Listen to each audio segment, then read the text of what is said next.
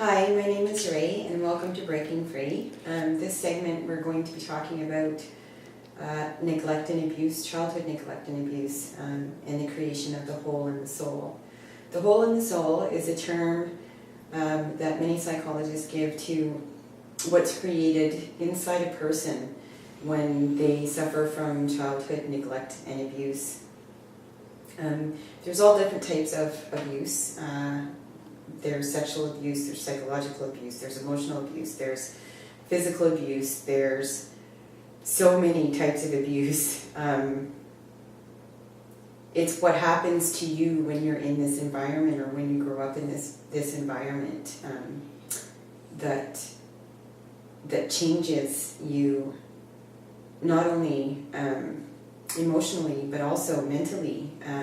The effects of abuse can cause imbalances, chemical imbalances in the brain.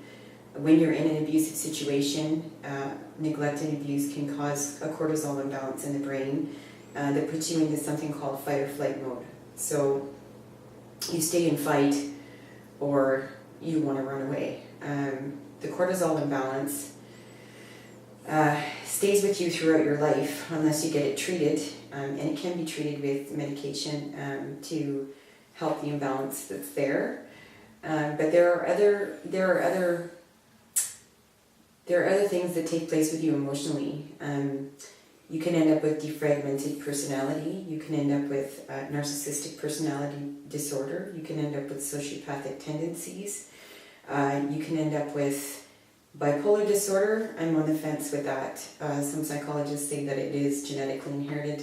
Others say that it can develop in a person's lifetime. There are all kinds of disorders that you end up with, all kinds of emotional things going on when you're growing up in that environment, the turmoil, the abuse itself, the psychological effects on you, and everybody deals with it differently. One person may be physically abused when they're a child and grow up to repeat those patterns, to re-victimize themselves and place themselves in situations where they're repeatedly physically abused in the relationships in their life. Because in their mind, they believe that that's normal and functional. To them, that's their way of living. They don't know any different. And when they run into something different, subconsciously in their self, in their heart, they believe that they don't deserve any better because that's the environment they grew up in. That becomes their dysfunctional normal to them. There are people who would suffer neglect. Men and women seem to differ on the psychology of it and what they end up, their dysfunctional pattern behavior ends up being. I'm not quite sure why, but I think men and women have a different sort of psychological makeup to start with anyway. So with a man who suffers from neglect, in his life he may look for or want people that reject him. Because he was rejected as a child by one or both parents, what they do when they suffer from neglect or rejection is when that one parent or both parents are around, they do everything that they can to overcompensate and to please that parent, to try to show that, hey, I'm here, I'm worthy of your attention, I don't deserve to be neglected and rejected.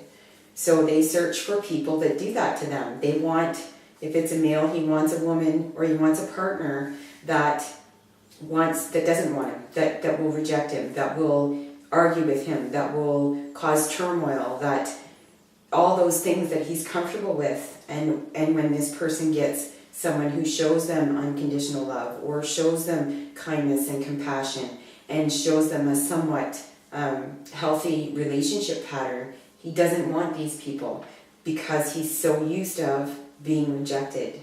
These people also end up with sociopathic tendencies. So they are unable to show compassion, they are unable to show empathy, narcissistic behaviors, they only care about themselves. They cannot see past themselves emotionally to see anybody else that's in their life. They will often you'll find these people in large social groups. So they often love to be around people all the time. They like being around people because they need that constant gratification of, I'm liked and everybody likes me and everybody wants to be around me. Men that grow up in an environment where there is neglect from the male role model end up with some of the things that we talked about. But if they grow up with neglect and the father is abusive to the female role model for that child, there's a whole bunch of other psychological tendencies that come into play for that person when they grow up. They learn to disrespect women. They have no respect for women, along with the narcissistic tendencies, along with the sociopathic tendencies. There's just so many issues that these men end up with because they watch their other parent being treated badly by this person who's also neglecting them. They take that with them throughout their life and they end up in those relationships. So when they do meet somebody that's functional, chances are that they will end up, if that person is healthy and loving, they will end up in the end causing the turmoil by creating the abuse themselves to place them in a position where they would be rejected or where they would be in that constant turmoil with that person because that's all that person knows. Not all men react that way. Some of them who end up with neglect and abuse will put themselves in abusive situations where they're being neglected and abused by their spouse. Same goes for women on that end. The information that we're trying to get out is that if you've been in this situation, if some of these patterns are yours that you follow, they can be fixed. It's not something that isn't fixable.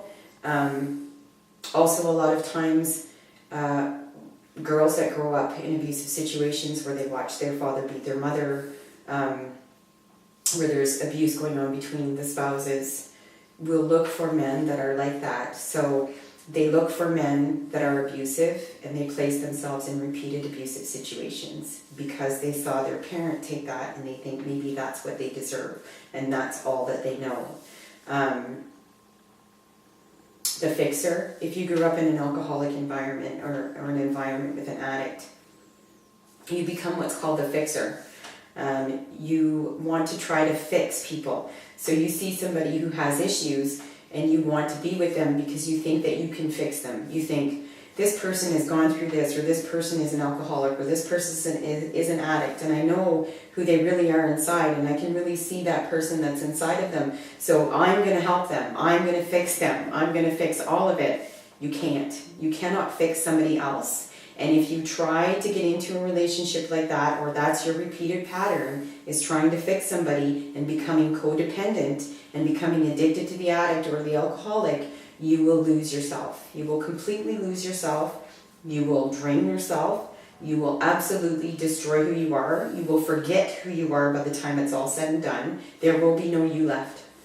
So these are all cycles that are followed. There are more, but these are the most common ones that psychologists see as being unhealthy pattern behavior from being in those situations.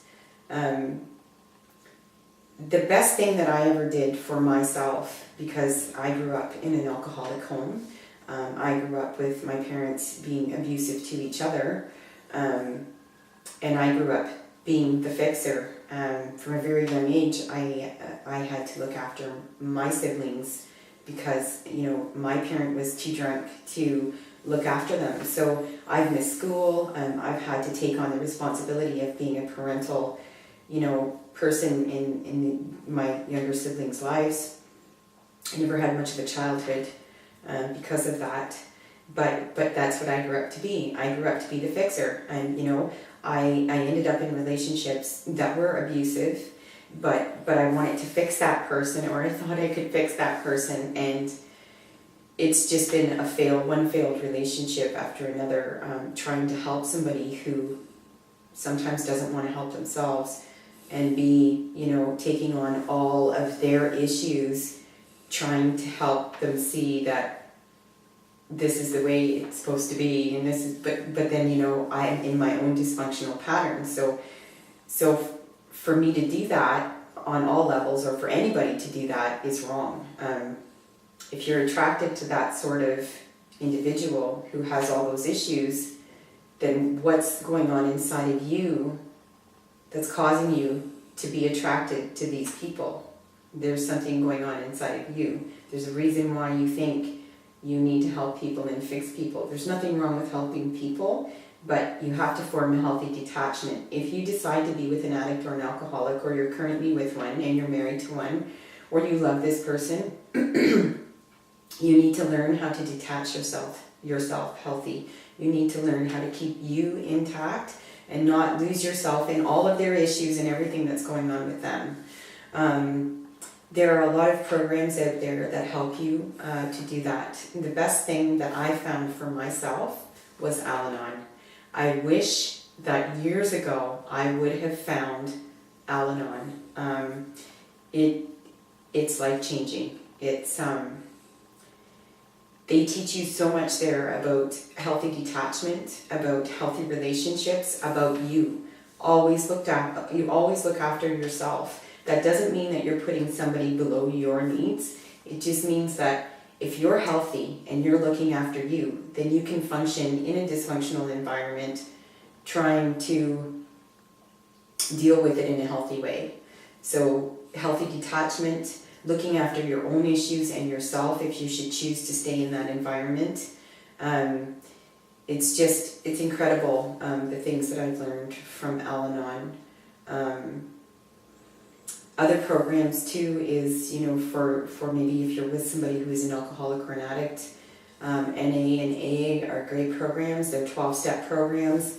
If they're serious about getting help and they follow the 12-step programs and they make the program work for them, it works. It works really well. When you're an addict or an alcoholic, you're an addict or an alcoholic for life. It's a constant struggle for these people to battle their illness, because it really is a sickness and it really does affect the entire family. So, by helping yourself, you're also helping your spouse who has the addiction or the alcoholism. By you not helping yourself, you're trying to be the fixer, you're trying to be the controller, you're doing things that you shouldn't be doing to help enable this person, or, maybe even make matters worse in the environment that you're living in. Most people become addicts or alcoholics because of past life traumas or childhood abuse and neglect. They develop the hole in the soul and they try to self-medicate later on in life. If somebody is an addict or an alcoholic that has suffered these things in their youth, in their childhood, there are a lot of other issues surrounding them aside from just the illness of alcohol that they need to address. And all hope is not lost. It seems like, with what I said earlier, that there are so many branched off issues that are caused from being in childhood neglect and abuse, and they seem kind of overwhelming when you hear them all. But there really is all kinds of different therapies out there. There's different groups out there. There's actually outreach groups that you can go to for children of abuse and neglect, or for adult children of abuse and neglect. Psychologists, fantastic psychologists, they will work with them and go right back to childhood to bring up all the emotions, to find out the hows and the whys. And what they do is they work with you to, they don't erase what happened, but they teach you new, healthy, learned behavior. So they go right back, they dig into the root of the issue, when it started, how it happened, what went on from there, and throughout the rest of your life, leading up to you getting the help that you need. So it's possible for you to be a survivor of all of these things and live a healthy life. In the case of alcoholism and addiction, there can be long-term mental damage caused from it. It depends on the drugs that you're using, but There are drugs out there that actually burn out the neuroreceptors in the brain, and the neuroreceptors in the brain that cause emotion, dopamine release, serotonin release, and sometimes with long-term use of these drugs, that can never be fixed. Some of it can be healed, but it can never be completely fixed. So that's, you know, a disability that that person has to live with for the rest of their life. But going to therapy can certainly help these people to lead a more functional and healthy life. There are all kinds of different emotions that you go through when you're living with an addict or an alcoholic. The key is to detach. The key is to remain living your life the way that you regularly would. Don't put your life on hold. Don't not go out with your friends. Don't live your life solely around that person because you're so worried about the next time they're going to use, or if they're going to drink, or what's going on in your home. Or when you become codependent, you lose yourself. And if you lose yourself and you lose who you are, you're no good to anyone else. Healthy detachment is really the key. Living your own life is really the key. So you live your own life while you're living with the addict or the alcoholic.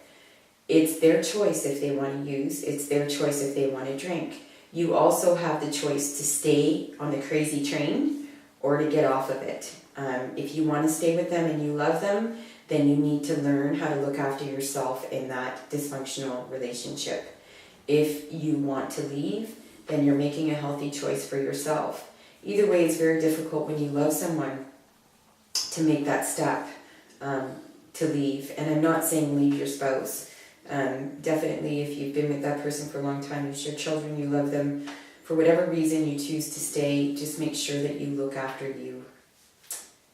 So that's about it for this segment. The next segment, we're going to talk about the emotions and the things that you're going through living with the addict and the alcoholic, some of the pattern behaviors that they have, some of the behaviors that you may have, and talk about changing those behaviors into more healthy ones. Thank you for listening, and stay tuned for the next segment.